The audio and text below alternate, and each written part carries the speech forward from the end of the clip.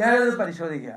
ഞാൻ അവിടെ താമസിക്കണം എന്ന് ഓർത്തിട്ട് ഇതിൽ കൂടി മലയാളികളോ വേറെ ഏതെങ്കിലും സംസ്ഥാനക്കാരോ വന്നെന്ന് പറഞ്ഞാൽ എനിക്കൊരു പ്രശ്നമില്ല. എന്നെ ആക്രമിക്കാനൊന്നുമല്ലല്ലോ അവർ വരുന്നത്, അല്ലല്ലോ. അത് എന്തുകൊണ്ടാണ് അന്ന് അങ്ങനെ തീരുമാനം എടുത്തതെന്നറിയില്ല, ഞാനതൊന്നും കുറ്റപ്പെടുത്തുന്നില്ല. പക്ഷെ എനിക്കതൊരു പ്രശ്നമല്ല. ഞാനത് പരിശോധിച്ച് ഉചിതമായ നടപടി സ്വീകരിക്കും.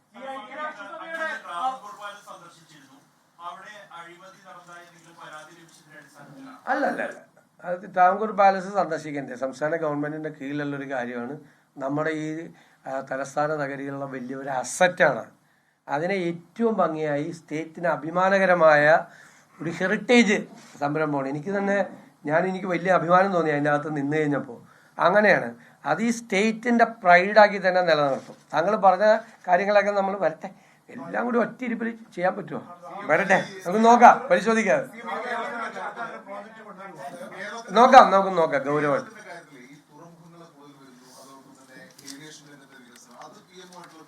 അല്ല, തീർച്ചയായിട്ടും ഞാൻ പറഞ്ഞ നമ്മുടെ സ്വപ്ന പദ്ധതികൾ നമ്മൾ അവരുടെ മുമ്പാകെ നമ്മൾ ചെയ്തിട്ടുണ്ട്. ഞാൻ ബഡ്ജറ്റിൽ പ്രൊവിഷനും കൂടി കൊടുത്തു കഴിഞ്ഞിട്ടുള്ള ഫർദർ ഡിസ്കഷൻസ് നടക്കും. തീർച്ചയായിട്ടും അത് നമ്മൾ നേരത്തെ ഡിക്ലെയർ ചെയ്തല്ലേ. ഇത് ആർക്കും അറിയാൻ പാടില്ലാത്തത്.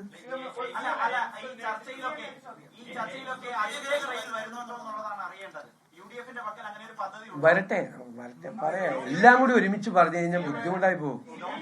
നിങ്ങൾക്ക് തന്നെ ബുദ്ധിമുട്ടായി പോയി. ഇതെല്ലാം കൂടി എഴുതണ്ടേ, പറയുകയും വേണ്ടേ? നിങ്ങൾ തന്നെ വിഷമിക്കും. ഇപ്പൊ തന്നെ ഞാൻ എന്തുമാത്രം ഇങ്ങനെ ആരെങ്കിലും ഇരുന്ന് പാവത്തിനെ പോലെ ചോദിക്കണ എല്ലാ ചോദ്യത്തിനും മറുപടി പറഞ്ഞ് ഞാൻ കണ്ട ചോദിക്കുക.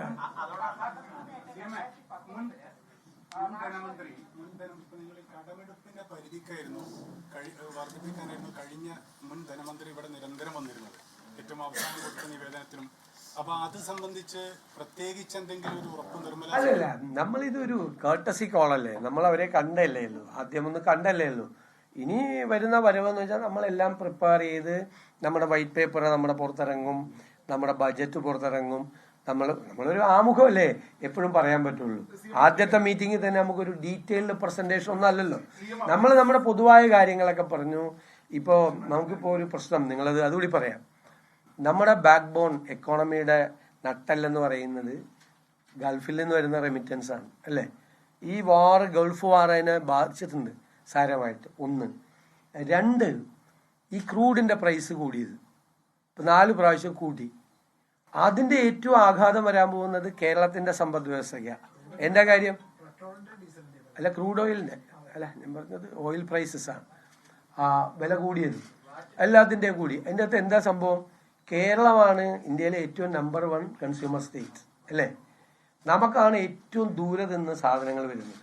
ട്രക്കുകൾ ഏറ്റവും കൂടുതൽ വരുന്നത് കേരളത്തിലേക്കാണ്, ഏറ്റവും കൂടുതൽ. അപ്പൊ ആ ഡീസലിന്റെ വില കൂടുമ്പോൾ ഈ ട്രക്കുകളുടെ ചാർജ് കൂടും, അല്ലേ? അത് നമുക്ക് വിലക്കയറ്റം ഉണ്ടാകാൻ പ്രേരണയാവും. ഇപ്പോൾ തന്നെ ഞങ്ങൾ അധികാരം ഏറ്റെടുക്കുമ്പോൾ തന്നെ ഇന്ത്യയിൽ ഏറ്റവും കൂടുതൽ ഇൻഫ്ലേഷൻ, നാണ്യപ്പെരുപ്പമുള്ള 1ാമത്തെ സംസ്ഥാനം കേരളമാണ്. ഏറ്റവും കൂടുതൽ വിലക്കയറ്റമുള്ള 1ാമത്തെ സംസ്ഥാനം കേരളമാണ് ഞങ്ങൾ വരുന്നതിന് മുമ്പ് തന്നെ. അപ്പൊ ഇതിന്റെ നാണ്യപ്പെരുപ്പത്തിന്റെ ഒരു സമ്മർദ്ദം വീണ്ടും കൂടുകയാണ്, പ്രഷർ കൂടുകയാണ്. കാരണം ഇൻഫ്ലേഷണറി പ്രഷറാണ് ഈ ഓയിൽ പ്രൈസ് കൂടുന്നതോടുകൂടി ഉണ്ടാവുന്ന ഏറ്റവും പ്രധാനപ്പെട്ട കാര്യം, അല്ലേ? അപ്പോൾ 2-3 നെഗറ്റീവായിട്ടുള്ള കാര്യങ്ങൾ, ഈ ഗൾഫ് വാറും റെമിറ്റൻസ് കുറഞ്ഞതും ഈ ഓയിൽ പ്രൈസ് കൂടിയതും കേരളത്തിന്റെ സമ്പദ് വ്യവസ്ഥയാണ് ഇന്ത്യയിലെ ഏത് സ്റ്റേറ്റ് ഇക്കോണമിയേക്കാൾ കൂടുതൽ ബാധിക്കുന്നത്.